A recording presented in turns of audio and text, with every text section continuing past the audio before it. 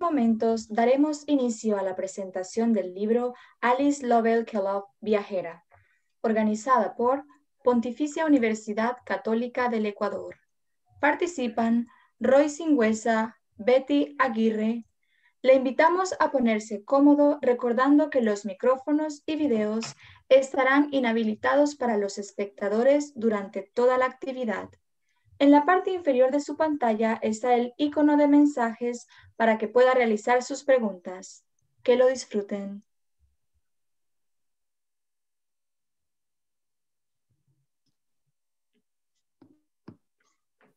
¿Está yo? Hola amigas, Mercedes, Betty. Hola Roy. Hola Mercedes. Betty. Hola, a los siglos, Mercedes. Qué gusto. Siglos. Para mí igual. Creo que comenzamos inmediatamente o esperamos que nos aperturen. ¿Ya comenzamos? Comencemos. Ya, de acuerdo. Buenas tardes, amigos y amigos. Después de haber llegado al campamento minero de Portobelo y nuestra amiga viajera veía ahí las civilizaciones, clamó: ¿de dónde vino todo esto? Debe haber otra vía. Todas esas cosas no pudieron haber sido traídas por el camino que vinimos, pero estas habían llegado de este modo y por muchos años. Este apunte es de Alice Lovell Kellogg, quien después de más de un siglo nos convoca hoy en la FIL Quito 2020 para presentar su libro de memorias, Alice Lovell Kellogg Viajera, Memorias de una neoyorquina en el Ecuador de principios del siglo XX, Portobelo 1916-1928, editado por el Departamento de Publicaciones de la Pontificia Universidad Católica del Ecuador, PUCE Quito.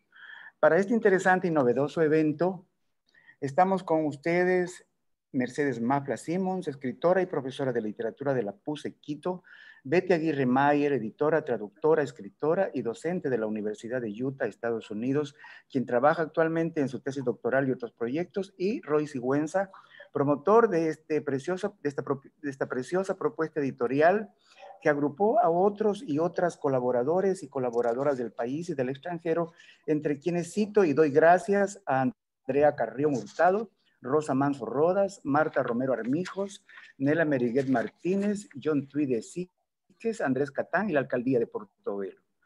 Comencemos. Intervendremos en este orden. Primero, nuestra querida Mercedes Mafla Simmons, quien presentará el libro.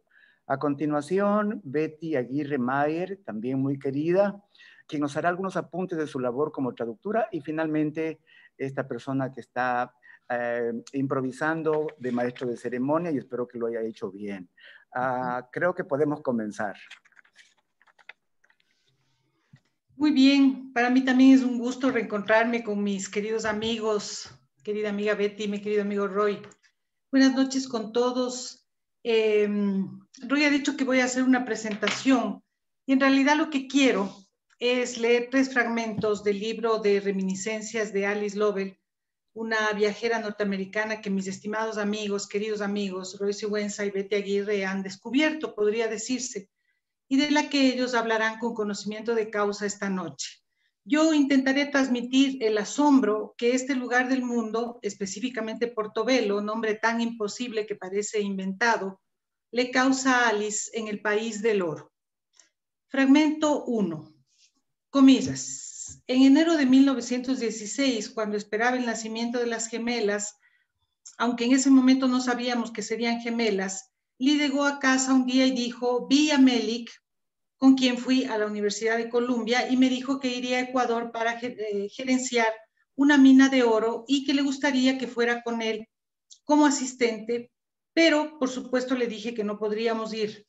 ¿Y por qué respondiste eso?, le pregunté. Naturalmente yo no puedo ir en este momento, pero podría hacerlo muy pronto. Así que regresa y habla con él nuevamente. Lee aceptó el trabajo y aunque Meli quería que fuera con él inmediatamente a Ecuador y que más tarde yo viajara con él, con el resto de la familia, aquello nos pareció una mala idea, pero finalmente nos pusimos de acuerdo en que Meli se marcharía primero y que Lee iría con nosotros tan pronto como me fuera posible viajar, lo cual sucedió 6 meses más tarde, cuando las gemelas tenían casi 4 meses. Hasta entonces habíamos vivido en Leonia, New Jersey, pero cuando los bebés tenían 2 meses nos mudamos a un apartamento en Nueva York. Fue una época horrorosamente ocupada con el arreglo de mis dientes, la compra de ropa y la adquisición de suministros para los niños, cosas que me habían dicho no podría adquirir en Ecuador. Una mujer a quien le pedí consejo me escribió: asegúrate de traer medias largas y ligas para los niños, ya que ahí no podrás comprarlas. Así que compré varios conjuntos de medias y ligas para 4 niños en crecimiento. Las más pequeñas nunca las usaron. Creo que mi asesora debía tener fobia a las piernas desnudas, pero como se marchó del campamento antes de que yo llegara, no pude preguntárselo. No obstante, todos los demás niños en el campamento, incluidos los niños nativos del lugar, vestían exactamente como los niños en Estados Unidos durante el verano. Me las arreglé a tiempo para deshacerme de las medias, pero aquellas inútiles ligas, docenas de ellas, siempre volvían a aparecer. Como nada se desperdiciaba en Ecuador, supongo que eventualmente encontré a alguien que pudiera darles uso. Muy bien, este es el primer fragmento, que es además el inicio de este extraordinario texto que Roy y Betty han descubierto, lo dije hace un momento, para enriquecer la memoria de un pequeño lugar del mundo, que es a su vez un mundo en sí mismo, ¿no? Una de las cosas que sorprende de la experiencia de leer este texto es que, por supuesto, es una autobiografía en una época en la que todos estamos escribiendo de una u otra manera nuestras autobiografías, época de la primera persona como nunca jamás se ha visto. Pero cuando uno encuentra una escritora, que no es además una escritora profesional, porque ella básicamente está contando esta historia a sus amigos, casi como un lujo, ¿no? El lujo de una mujer rica, que está pasando con palabras, una especie de diapositivas, de fotos estupendas, pero de fotos muy particulares. Y son fotos particulares porque básicamente es evidente que ella es una criatura muy particular, ¿no? ¿Por qué es particular? ¿No? Ustedes lo van a saber cuando mis queridos amigos les cuenten más cosas, pero después de haber leído este fragmento, ya habrán notado en la voz de esta mujer algunas cosas que son básicamente inevitables, ¿no? Quiero decir en relación al lector. Y la primera es que uno empatiza con esta voz. Empatiza, ¿no? Primero porque nos encontramos ante una criatura antidramática, ¿no? Sí, lo más antidramático que hay. Si el marido le dice, nos vamos a Ecuador. Por cierto, tengo que hacer un paréntesis para felicitar especialmente a la traductora por la opción de haber suprimido el odioso artículo el Ecuador y haber optado por el elegante Ecuador, que es la forma en la que yo insisto a mis alumnos durante años, gracias a las enseñanzas de Padre Corral y de otras personas inteligentes que piensan que el país debería llamarse Ecuador, como tú lo has traducido tan elegantemente en tu libro. Cierro ese paréntesis para continuar diciendo que después de leer este primer fragmento, uno se enfrenta a una mujer a la que su marido le está proponiendo irse a un lugar lejano, que además tiene este nombre tan abstracto que tiene nuestro país. Ella cuenta que sus amigos no sabían dónde era, pero lo que sorprende es la disposición para la aventura. Roy lo ha dicho y supongo que lo va a volver a decir, que es un rasgo que hace encantadora a esta mujer, hace que sea realmente encantador. Es encantadora su voz porque le da un gran valor a la vida cotidiana, ¿no? La vida cotidiana de esta mujer, que a nosotros nos suena en esto que acabamos de leer, algo aparatosa y ligeramente glamorosa. Es decir, Nueva York, los niños además son gemelos, van en un cochecito de gemelos, a comienzos del siglo XX, es decir, Nueva York es el Nueva York que se está construyendo. Una ciudad no sé, es la ciudad de casi de, no sé, he pensado en la ciudad de Barclay el escribiente, es decir, la ciudad que se está construyendo en ese momento. Y esta mujer simple y llanamente acepta la aventura, y es evidente que al recordarla, porque hay que pensar que este es un texto que se escribe después de haber vivido la aventura, ciertamente se recuerda con una gratitud la experiencia, que lo que termina sucediendo es lo que siempre sucede cuando vemos la experiencia a través de los ojos de un testigo, ¿no? Más aún si ese tiene la característica de ser un extranjero. Y nosotros sabemos del efecto que tiene la mirada del extranjero sobre aquello que mira. Es decir, la literatura, nos podríamos pasar hablando toda la noche de ejemplos maravillosos de extranjeros, desde que el mundo es mundo, sorprendiéndose en el viaje y encontrándose con cosas como las que Alice encuentra en Portobelo. Entonces voy a leer un segundo fragmento, sin antes dejar de mencionar algo que también es muy gracioso del personaje de ella, gracioso en el sentido de que es lleno de gracia, y es que es una mujer moderna en el sentido de que es muy irónica, nunca es sarcástica, ¿no? Eso conmueve, no es sarcástica, tiende a la ironía, lo cual es una medida de inteligencia, ciertamente es una medida de inteligencia, porque la ironía es grata, ¿no? Y eso para una viajera, y es evidentemente tiene un espíritu de viajera, es una gran herramienta porque le permite entrar en contacto con aquello que conoce, con aquello con lo que está, digamos, empezando a familiarizarse, es decir, con este lugar que en este segundo fragmento ya aparece desde otro lugar. Este es el fragmento 2, cito, no obstante, la comida era realmente formidable. Fuimos invitados varias veces y quizás las comidas fueron más elaboradas en estas ocasiones, pero creo que las cenas de los ecuatorianos de clase alta fueron siempre abundantes, aún las cenas cotidianas. Primero y como siempre se servía la sopa, pesada o ligera, luego un desfile de variados platos, a veces 9 o más, cada uno en pequeñas porciones cuyo plato era retirado y uno limpio con más comida era traído. Una vez, recuerdo, una de las entradas consistía en 3 tazos de espárragos enlatados. Otro podría ser un par de sardinas sobre un poco de pan tostado. Los cubiertos eran retirados y colocados nuevamente junto al nuevo plato, de modo que se comía con el mismo juego de cubiertos durante toda la cena. En este momento eso nos parecía extraño, pero ahora descubrimos que esta costumbre persiste en Estados Unidos en algunos de los restaurantes más baratos. Uno de los platos era siempre pescado y otro generalmente huevos. Otro podría ser pollo frito y otro pollo hervido, etcétera, etcétera, etcétera. Es decir, este testimonio, el que acabo de leer en este momento, se extiende después en algo que uno le agradece muchísimo a cualquier escritor, a cualquier. Desde el escritor más excelso hasta una muchacha que ha vivido una experiencia extraordinaria, es decir, ha venido a Ecuador y se está acordando para compartir con sus amigos las cosas sorprendentes que le han pasado. Y lo que le ha pasado es la comida, ¿no? Uno podría decir así, pero es que esta es una mirada, es la mirada de un turista, ¿no?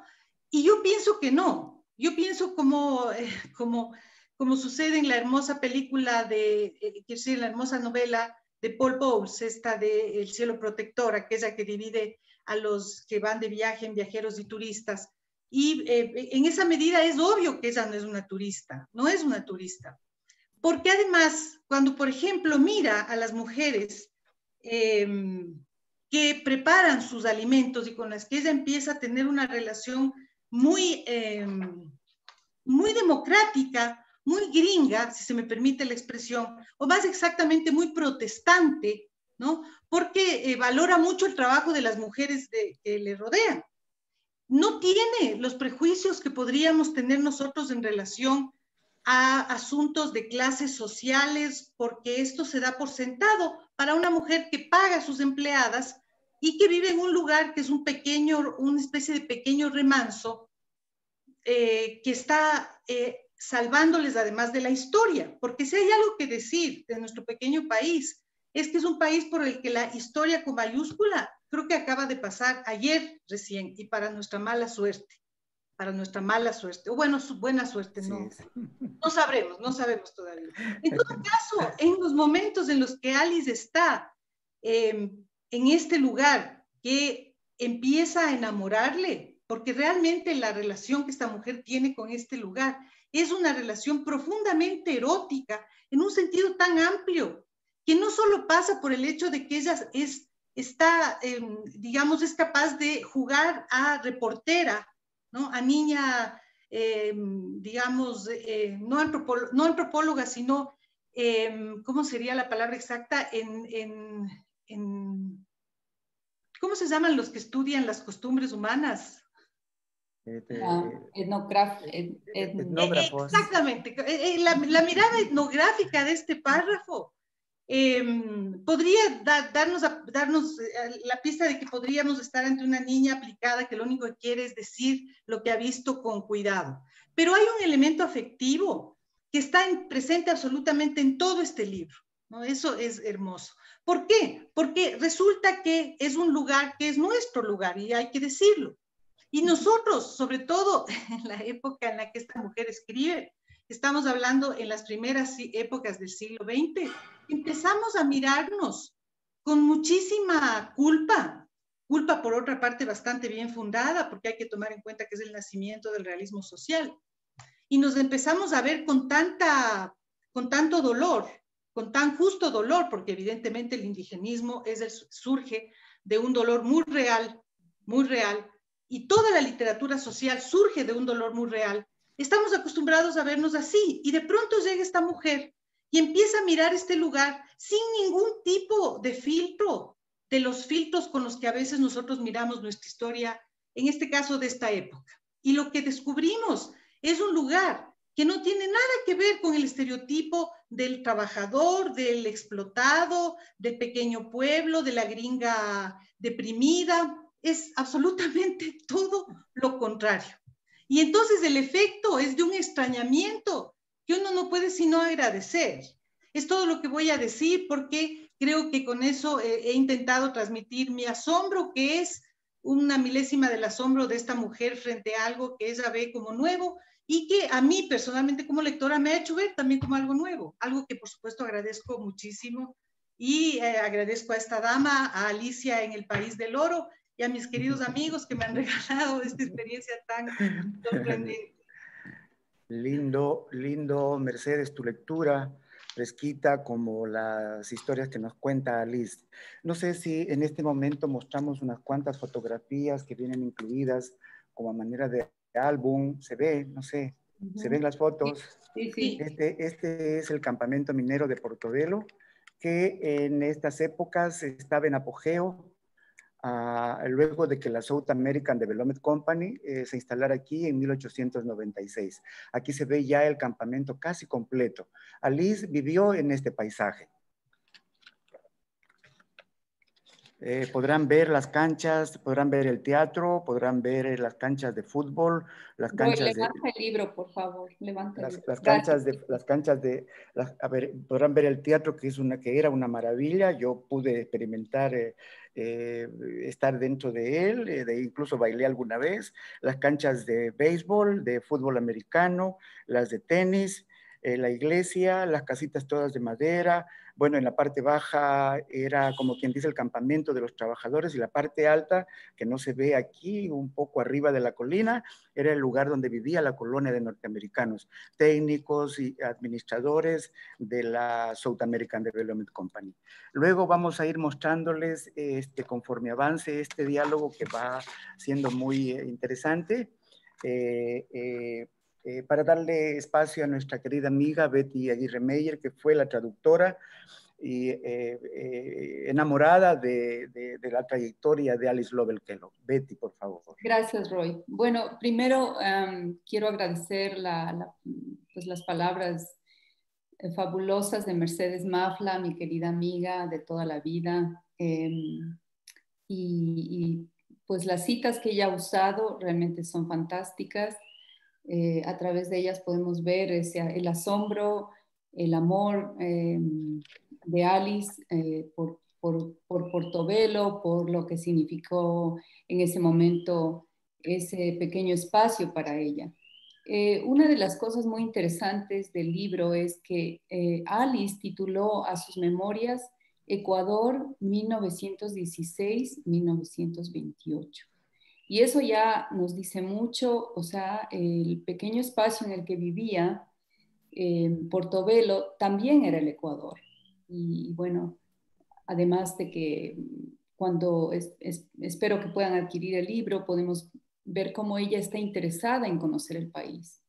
Viaja mucho, Bueno, hace unos viajes fantásticos, por ejemplo, a la Amazonía, que pienso, ¿no? En 1916, vivió del 16 al 28, llegar hasta la Amazonía me parece extraordinario, ¿no?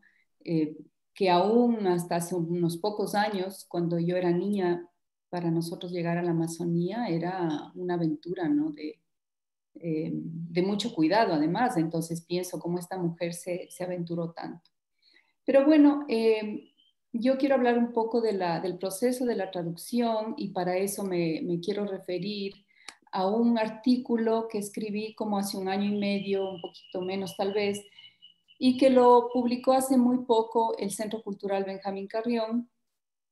Y en este artículo yo hago un análisis de todo el proceso que fue la traducción, porque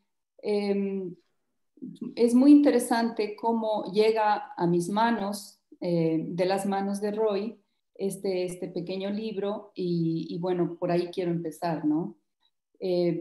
Pero antes quiero referirme un poco al artículo, porque en este artículo yo inicio el artículo con una novela de Virginia Woolf que la escribió en 1915, que se llama Fin de viaje.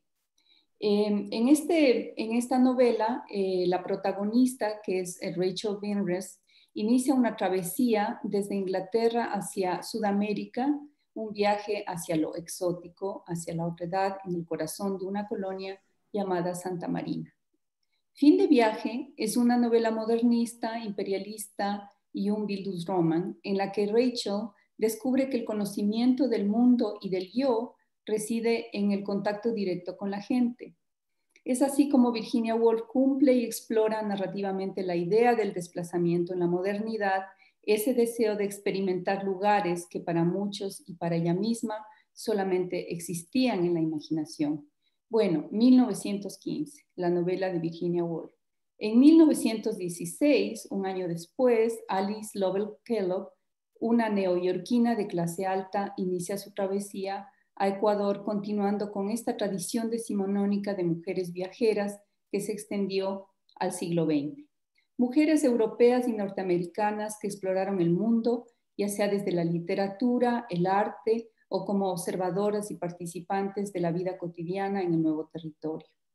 A diferencia de Woolf, Alice Lovell decide experimentar por sí misma aquel exotismo que habitaba la literatura y dejar impresas sus memorias libres de la mirada eurocentrista de los personajes de Fin de viaje. Bien, 100 años después, en 2016, el poeta Roy Sigüenza recibe de unas manos amigas de Andrea Carrión estas memorias a las que su autora llamó Ecuador, 1916-1928, y que hoy representa el inicio de un proyecto cultural del cual su traducción del inglés al español fue el primer paso.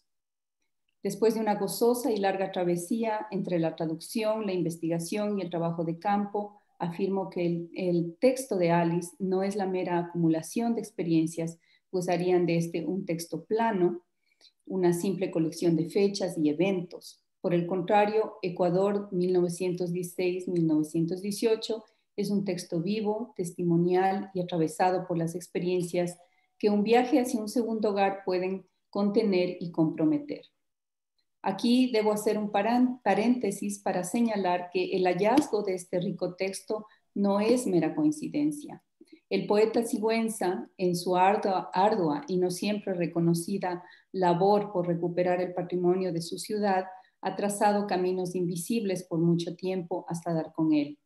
Ya en el 2013, Sigüenza coordinó la publicación de un libro de fotografías, Vistas de Portobelo, en el que se hallan varias fotografías de Alice y su familia apenas llegados del campamento de la SATCO en Portobelo, sin que entonces supiéramos aún de su existencia.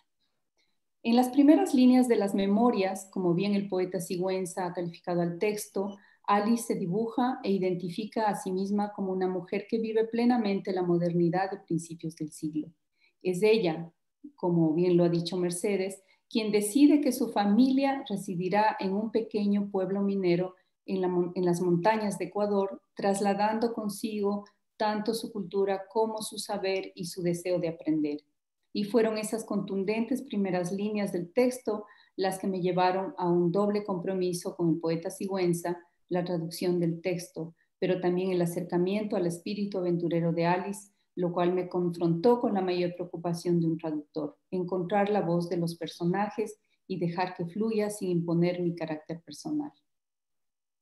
Bueno, en este punto quiero parar en el artículo, es bastante largo, pero quería leer estos primeros párrafos del artículo porque me parece que es importante saber cuál fue el proceso, cómo es que llegamos hasta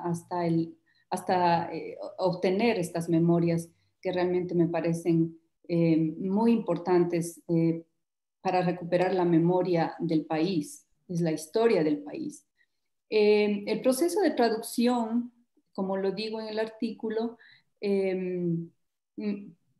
fue muy interesante porque me encontré con una norteamericana de clase alta, con un inglés muy refinado, porque Alice estudió artes liberales, fue a la Universidad de Moore Breen College en Nueva York, y también me encontré con el argot, ¿no? Con estas palabras sueltas. También me encontré con interrupciones. Divagaba, hay momentos en que fue muy difícil saber realmente de qué estaba hablando, ¿no? Pero claro, cuando ya uno se adentra en el texto y se acerca a Alice, entonces comprende que ella estaba recuperando esas memorias, ¿no? Para dejarles, me imagino, dejarlas a sus amigos, a su familia. Entonces el proceso fue así. Me llevó un tiempo, no fue muy rápido, porque además yo estaba trabajando en mi proyecto doctoral, pero realmente fue fascinante y llegué a tener un cariño enorme por Alice, por lo que nos ha dejado en estas memorias. Hay una frase de ella en el libro que dice, yo amé Portobelo, ¿no? Entonces, eso ya nos da la idea de todo lo que ella llegó a apreciar, de la vida que llegó a tener. Vivió ahí casi 13 años, crió a sus hijos, aprendió el español, hizo muchos amigos. Hay historias fascinantes en el libro que ella nos cuenta, personajes muy extraños que pasaron por Portobelo. Nos habla de robos, ¿no? De asaltos en el camino, nos habla de muchas cosas fascinantes que son para mí una ventana, ¿no? Que nos permite conocer el país de ese momento, que es muy difícil porque en 1916 al 25 casi no habían publicaciones, ¿no? Entonces el trabajo que hace Alice es fabuloso y yo pienso que es uno de estos textos que el país debería conocer. Y aquí quiero agradecer a Santiago Vizcaíno, ¿no? Curador de la feria, y también es director del Centro de Publicaciones de la PUCE, que ahora está con nosotros, y espero que Santiago pueda también intervenir, porque él acogió ¿no? la publicación del texto, vio el valor del texto, y yo pienso que eso es muy importante. Entonces, todos hemos fungido aquí un papel muy importante. Rosita Manso, Nela Meriguet Martínez, entre otros amigos. Andrea bueno, Carrión. Entonces, ¿perdón? Andrea Carrión. Andrea Carrión, que sin ella no existiría el texto, no habría llegado a nuestras manos, ¿no? Entonces,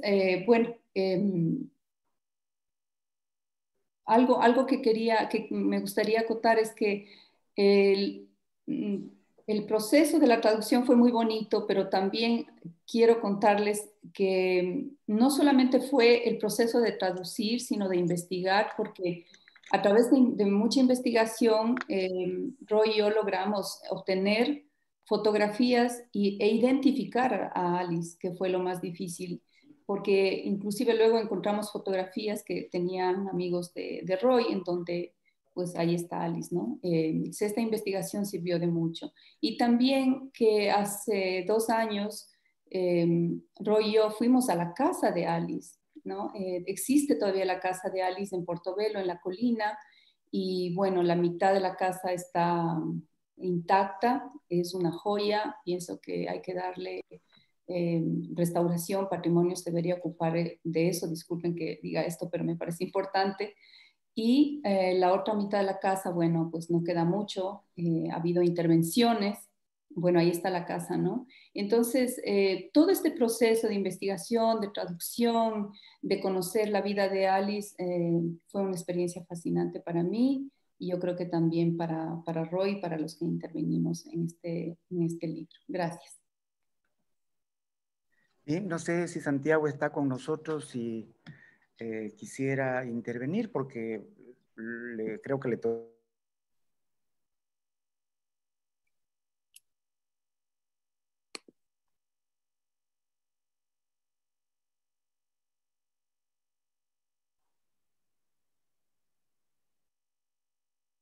Hola, ¿se me oye?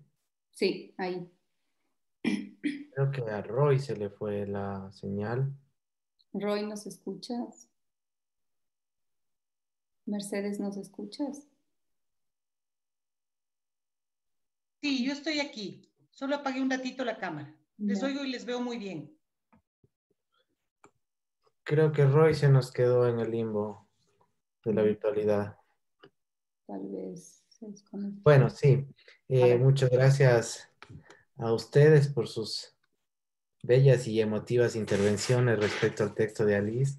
Realmente lo que podría acortar sobre este texto maravilloso es muy poco. Lo que Mercedes y tú han expresado, las particularidades y las singularidades de este, en principio, manuscrito que debió haber llegado a las manos de Roy, que luego pasó por tus manos, Betty, que luego fue traducido y que además el ejercicio de traducción es bellísimo.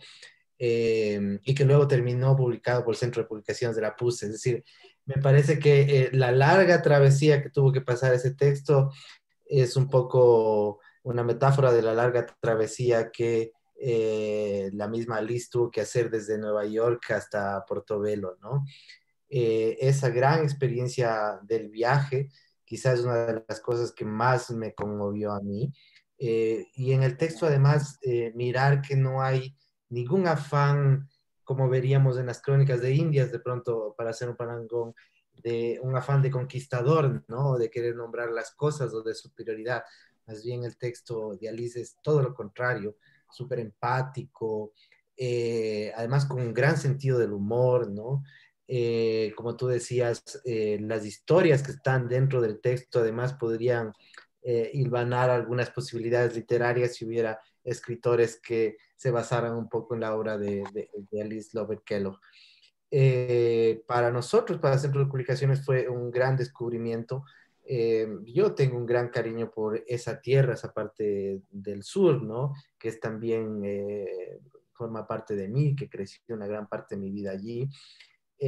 Y siempre escuché los relatos sobre los mineros estadounidenses, ¿no? De principios del siglo XX. Eran parte de los relatos de mi familia, de mis abuelos, ¿no? Y entonces siempre me resultó interesante que no hubiera testimonios fidedignos, íntimos, si se quiere, respecto de esa época. Y quizá el texto de Alice sea uno de los pocos y quizá el único que se ha publicado hasta el momento, que da cuenta de la intimidad, ¿no? De estos extraños habitantes que empezaban a llegar con un poco el afán de la sed del oro ¿no? Y de la minería, ¿no? Que luego pues, se puede discutir finalmente cuáles han sido las consecuencias, pero en el caso de Alice termina siendo no solo una crónica, sino un bellísimo relato literario, ¿no? Que luego lo fuimos, digo, porque con la ayuda de ustedes, alimentando con las fotografías. El trabajo del diseñador también fue muy importante, David Catán, que hay que agradecerle también, ¿no? Y hay un montón de componentes que hicieron posible que el libro saliera. El año anterior lo logramos presentar en Portobelo al menos, pero este año teníamos como la ilusión de hacer digamos, una gira con el libro, pero no se pudo. Lastimosamente, esto de la pandemia ha complicado muchísimo las cosas, pero qué bueno que al menos en la Feria del Libro de Quito Virtual podamos compartir este momento y que la gente se entere que este libro existe, que este testimonio existe y que está circulando, ¿no? Que está el libro en librerías de Quito, que ahora se lo puede conseguir en Amazon, que ustedes han hecho una labor de subirlo también a internet para descarga gratuita. Eso me parece que es súper importante del hecho de que haya aparecido este texto, ¿no? Como digo, para nosotros, para el Centro de Publicaciones, fue un gran descubrimiento en medio de una avalancha de publicaciones científicas que tenemos que hacer todo el tiempo. Uno de estos libros es para nosotros una especie de respiro, ¿no? Como salir al vado del río, ¿no? O de la corriente, ¿no?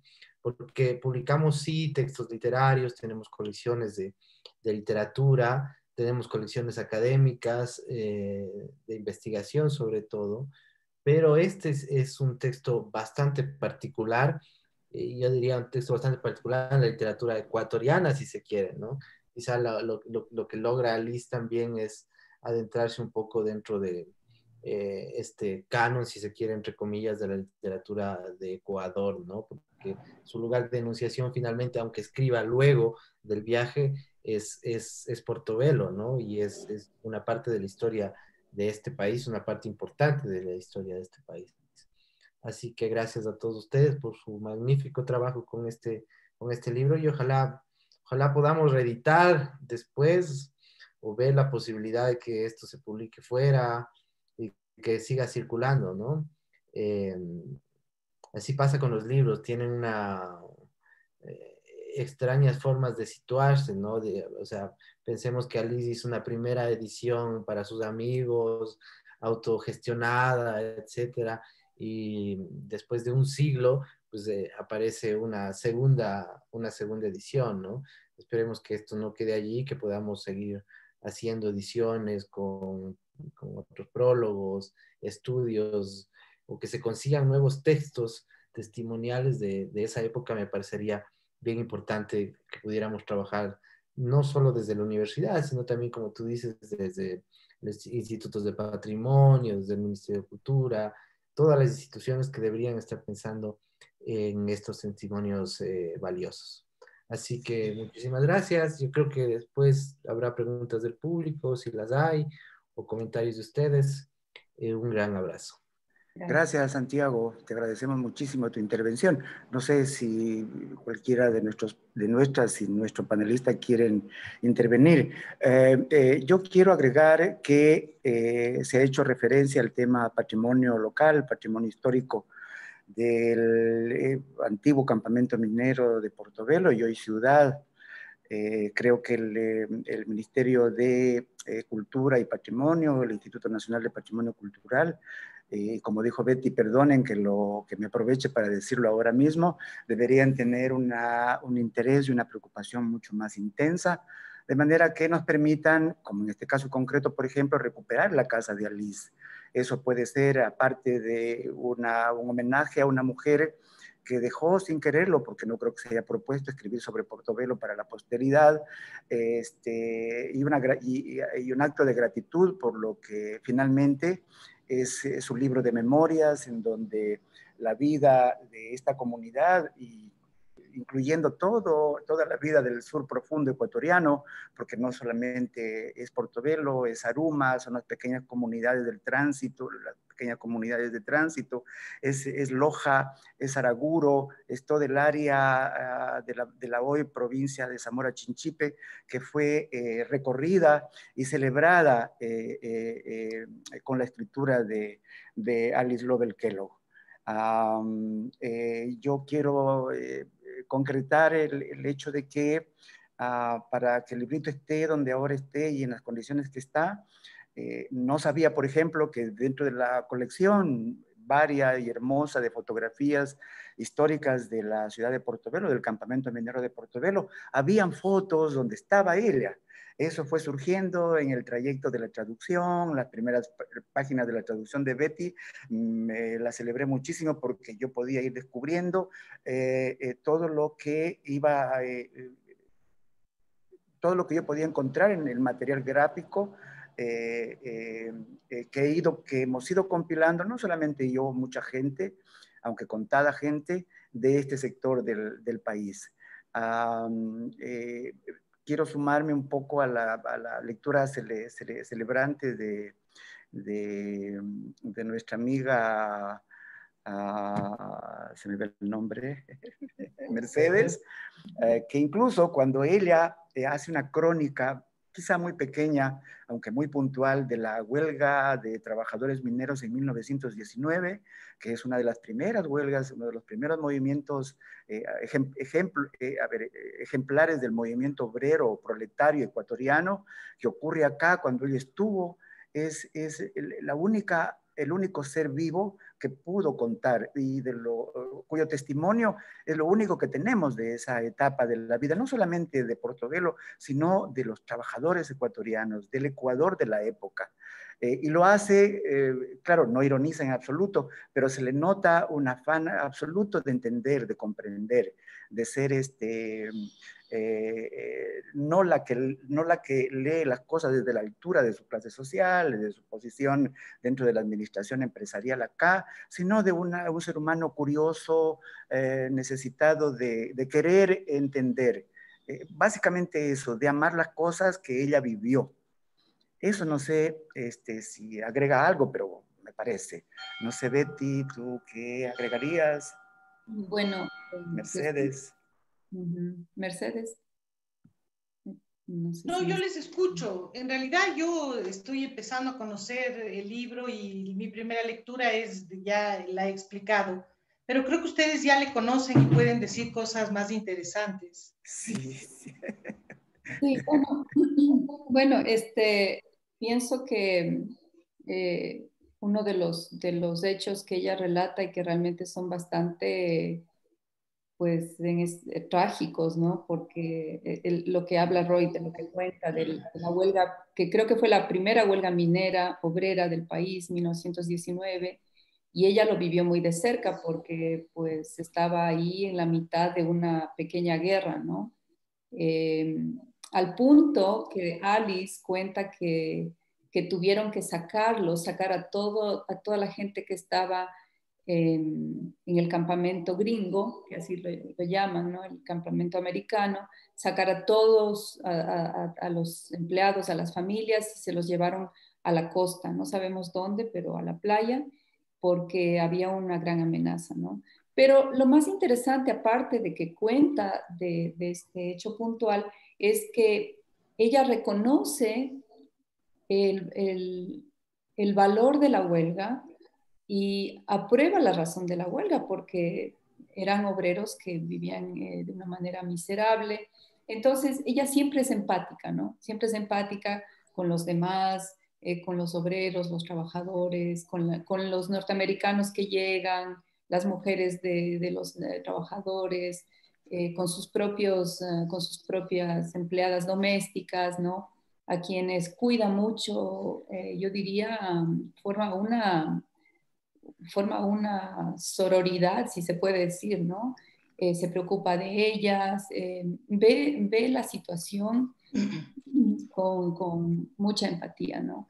Pero también celebra todo, tiene muy buen humor y yo creo que eso también es una de las particularidades del texto, que se divierte también. Se divierte. Sí, y eso es algo que es novedoso porque en un clima en el que lo sentimental suele ser el tono reinante, este tono es de verdad es muy novedoso. Es una sensibilidad quiero decir, es como que chocan dos cosas muy distintas, es decir, un paisaje que hemos visto a través en general de tonos muchas veces sentimentales, y esta otra visión, ¿no? Es el mismo, supuestamente el mismo lugar, pero como no hay sentimentalismo, entonces el efecto es muy esclarecedor, ¿no? De universal. otras maneras de ver la realidad. Hay dos hechos que me gustaría mencionar antes, bueno, no nos queda mucho tiempo, pero que me parecen que siempre los recuerdo con admiración, ¿no? Uno que ya dije, pero bueno, voy a retomar. Pero lo primero es el viaje. El viaje, ella cuenta el viaje desde que sale de su casa prácticamente, ¿no? Ella dice como gitanos, con todas las, con ropa, con bebés, con 4 niños, ¿no? Prácticamente, 2 gemelas de 3 meses, o sea, era toda una aventura. Y es muy interesante cómo relata el viaje en barco hasta Panamá y bueno, y luego inclusive relata cómo pasan la línea ecuatorial en el mar y bueno, llegan a puerto, ¿no? Que en ese momento el puerto era Santa Rosa, Santa ¿no? Rosa. Que Había para Puerto Bolívar. novedoso. Claro, Puerto Bolívar ese era el gran puerto de Ecuador en ese momento y me imagino uno de los grandes puertos del Pacífico. Y luego todo el trayecto en mula, en caballos, en burro, en lodazales, en lluvia, hasta llegar a Portobelo, ¿no? Entonces, toda esa energía que tiene, ¿no? La aventura, Y además, una cosa que sí debo decir que me gusta mucho es que como tiene una visión justamente protestante del norte, hay una gran intuición científica en su mirada. Entonces, es capaz de comparar los paisajes en las estaciones, por ejemplo. Dice, cuando vinimos con los amigos, esto era diferente, ahora es así, porque esa mirada, esa es la mirada, es una mirada que ha determinado nuestro país está determinado por la mirada de muchos científicos, ¿no? Por eso se llama como se llama, y ¿no? además Ella tiene como esa mirada, se sorprende y mira científicamente las cosas porque no es romántica en el sentido meloso, no es que proyecta sus emociones, sino que mira el paisaje como una investigadora, una científica, muy anglosajona. Claro. Yo creo que es oportuno. Sí, Mercedes, creo que es oportuno recordar que después o antes de nuestra autora Alice Lovell Kellogg, quien escribe sobre esta zona del país, invitado por García Moreno, es Todorov Wolff. Él de hecho pasa por Zaruma, y la lectura de Alice Lovell Kellogg, no independientemente, sino es más particular porque también es la visión y la lectura de una mujer, ¿no? En una época, muy interesante ¿no es cierto?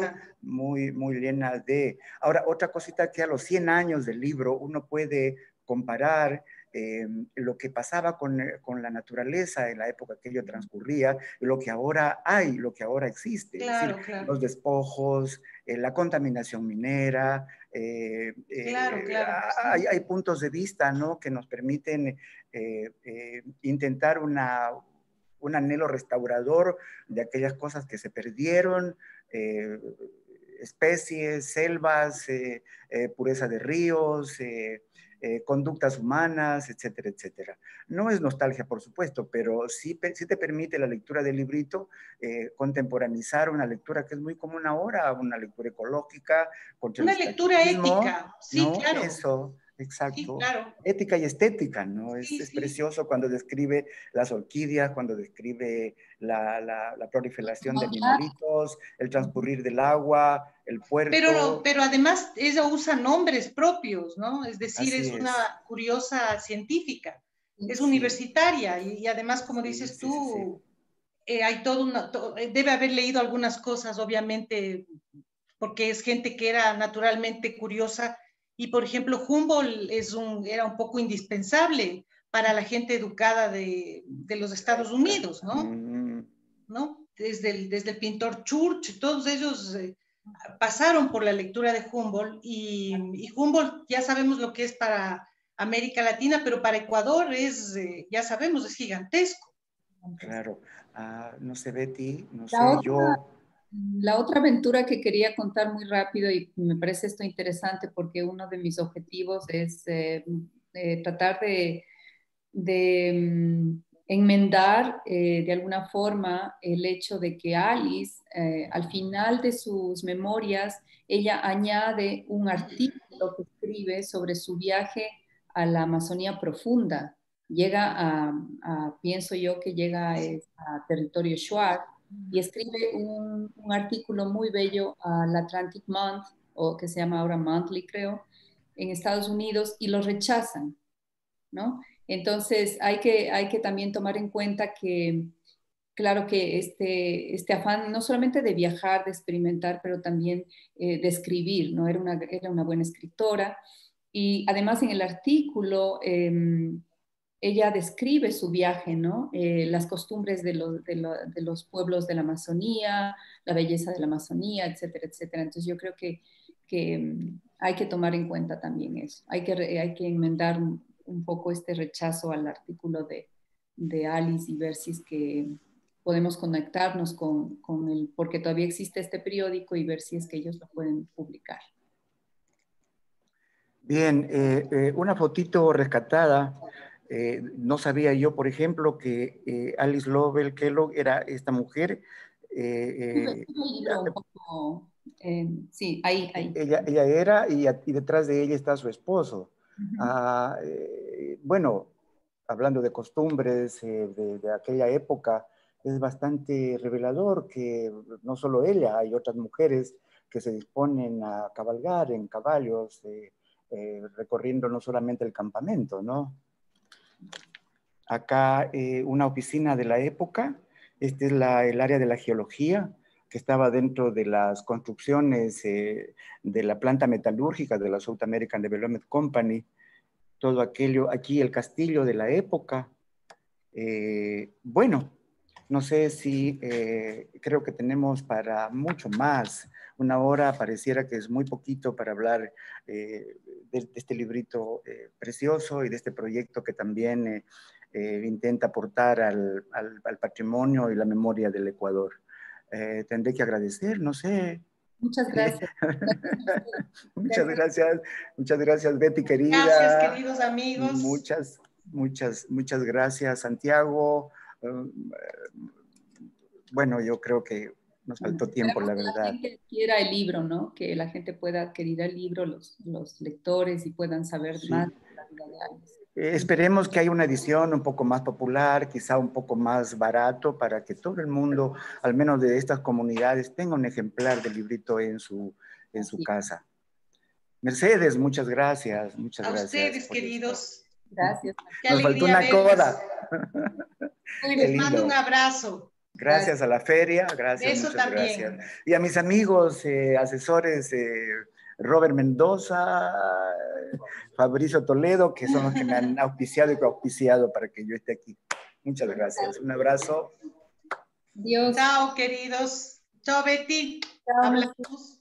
Chao. Bueno, ya. Muchísimas gracias. De esta forma concluimos la presentación del libro Alice Lovell Kellogg por Betty, Mercedes y Roy. Gracias. Esperamos haya sido de su agrado.